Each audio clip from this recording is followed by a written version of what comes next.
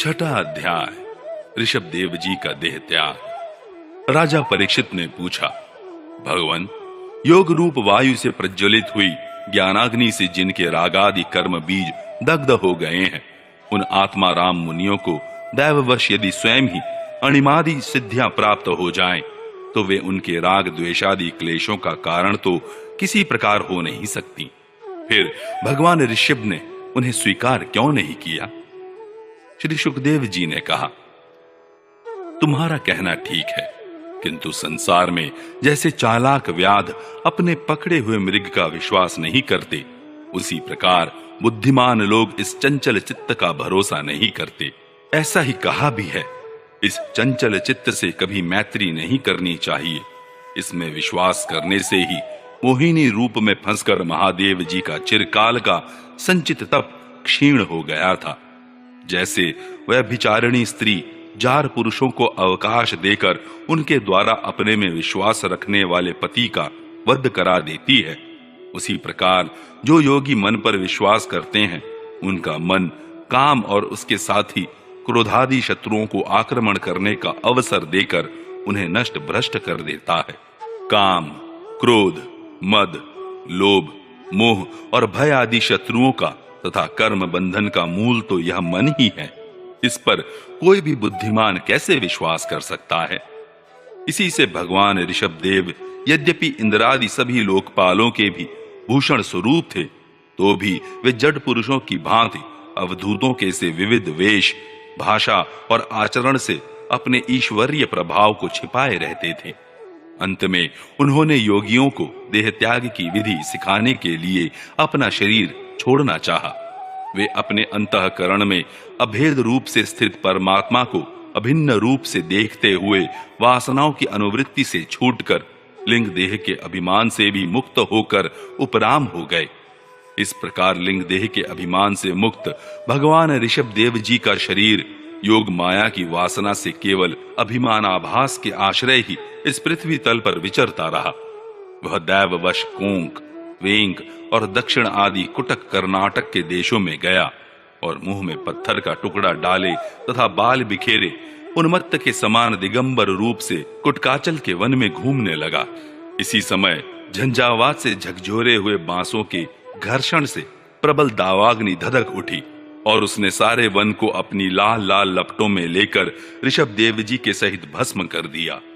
राजन, जिस समय कलियुग में अधर्म की वृद्धि होगी, उस समय कोंक, वेंक और कुटक देश का मंदमती राजा अरहत वहां के लोगों से ऋषभ देव जी के आश्रमातीत आचरण का वृत्तांत सुनकर तथा स्वयं उसे ग्रहण कर लोगों के पूर्व संचित पाप फल रूप होनहार के वशीभूत हो भय रहित स्वधर्म पथ का परित्याग करके अपनी बुद्धि से अनुचित और पाखंड पूर्ण कुमार्ग का प्रचार करेगा।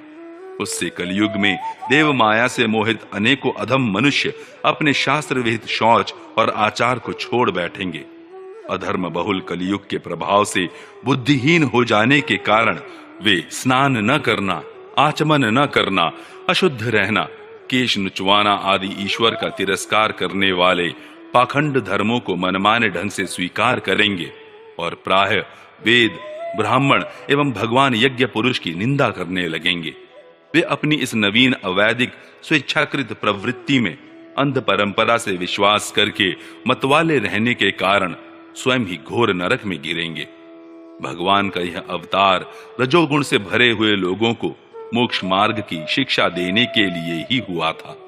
इसके गुणों का वर्णन करते हुए लोग इन वाक्यों को कहा करते हैं, अहो, 7 समुद्रों वाली पृथ्वी के समस्त द्वीप और वर्षों में यह भारतवर्ष बड़ी ही पुण्य भूमि है, क्योंकि यहाँ के लोग श्री हरि के मंगलमय अवतार चरित्रों का गान करते हैं। अहो, महाराज प्रियव्रत का वंश बड़ा ही उज्जवल एवं सुयशपूर्ण है, जिसमें पुराण पुरुष श्री आदि नारायण ने ऋषभ अवतार लेकर मोक्ष की प्राप्ति कराने वाले पारमहंस्य धर्म का आचरण किया। अहो, इन जन्म रहित भगवान ऋषभ देव के मार्ग पर कोई दूसरा योगी मन से भी कैसे चल सकता है? क्योंकि योगी लोग जिन योग सिद्धियों के लिए लालायित होकर निरंतर प्रयत्न करते रहते हैं, उन्हें इन्होंने अपने आप प्राप्त होने पर भी असत समझकर त्याग दिया था।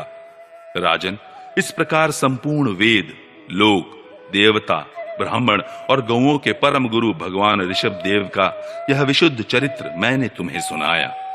यह मनुष्यों के समस्त पापों को हरने वाला है।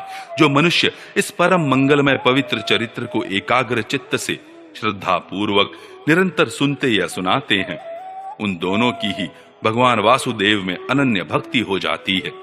तरह तरह के पापों से पूर्ण सांसारिक तापों से अत्यंत तपे हुए अपने अंतःकरण को पंडित जन इस भक्ति सरिता में ही नित्य निरंतर नहलाते रहते हैं।